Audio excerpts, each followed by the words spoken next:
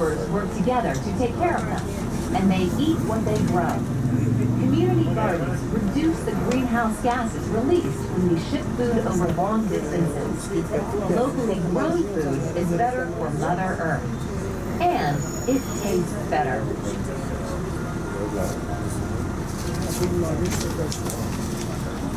Parce que si on descend dans la presse, quand même, quand on doit faire une bonne manière pour le faire. Oui, mais ça dépend de la temps. Parce que si le bateau, il y a de la place, c'est pas comme ça. Donc, pas non plus, j'ai de l'eau de ça.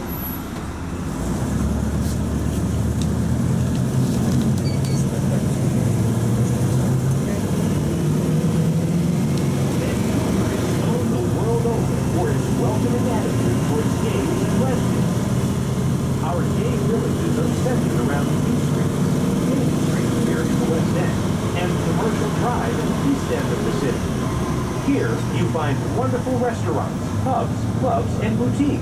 They cater to the gay community, but everyone is always welcome.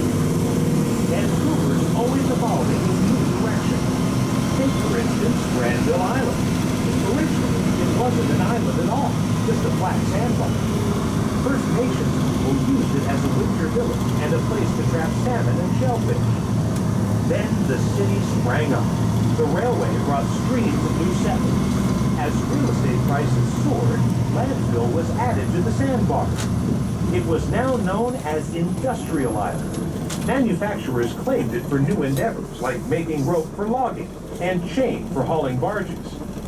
These local industries died after the Second World War. The old warehouses sat abandoned until the 1970s, when developers took a fresh look at Granville Island. They reimagined it as a place for people to gather, shop, and socialize. Today, it's a center for culture and the arts, filled with restaurants, kids' activities, and public markets. It's also pedestrian-friendly, with no buses allowed.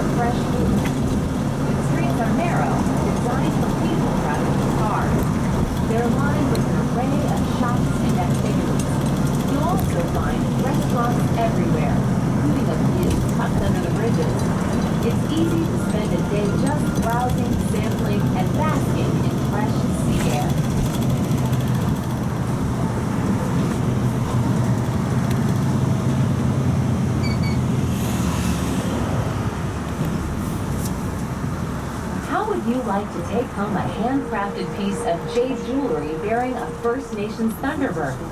or a painting inspired by the work of our beloved local artist, Emily Carr. You'll find these treasures and much more on Granville Island, a haven for the arts. Local artists were first right there back in the late 70s, and today, the island has several public art galleries. You can watch black clothes creating unique features out of red-hot molten glass, potters at their wheels molding clay, beautiful ceramics, and First Nations artists carving masterpieces out of cedar logs. Granville Island offers a really lovely experience, and it's a perfect place to shop in the window of the city.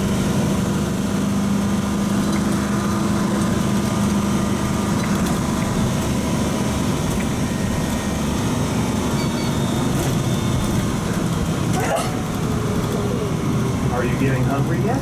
I'm a foodie. I'm always hungry. Great, because Granville Island is a foodie's paradise. Besides all the wonderful restaurants, the local public market is too good to miss. The only problem is which one you like. Do you like Italian, Asian, or French cuisine? And which food stall at that market do you pick? They're all brim full of fresh organic produce, meat, fish, cheese, bread, and desserts. Not to mention locally smoked salmon. It's the perfect place to pack a picnic basket. Personally, I love it all. And I also love the fact that so much of what you buy here is locally grown. Sustainable local agriculture is a big deal in Vancouver.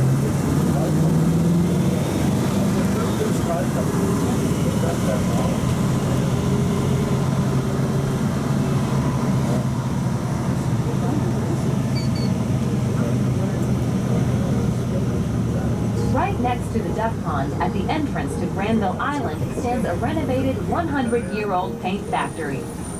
Today, it's home to the Kids Market, a shopping center for kids of all ages.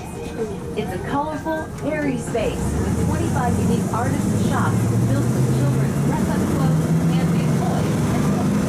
And don't miss the Adventure Zone. 4 levels of games that are as much fun for parents as they are for kids.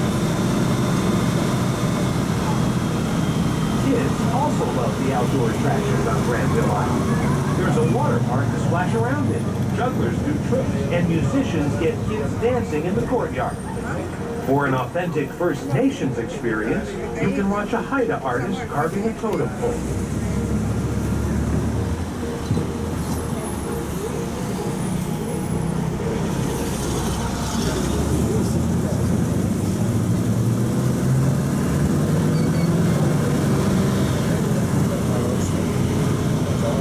Granville Island isn't just for children. Adults come for shopping and scenery by day and staying for the exciting nightlife. Picture yourself sipping a cocktail and look out over the water. Beside dozens of dining options, the island provides a showcase for local talent.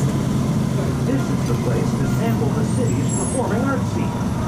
In the main square, you might find yourself serenaded by a street performer or dazzled by a magician's skill. You also have your pick of several theater companies. I love that Art Club Theater. It performs plays for every taste. Drama, comedy, even improv. So put the kids to bed and come out and play.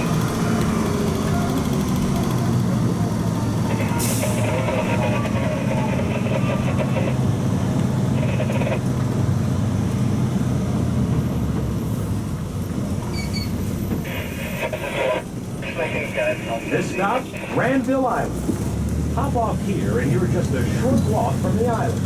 Browse the public market and art galleries. Buy unique souvenirs made by local artists. Attend a play or play games.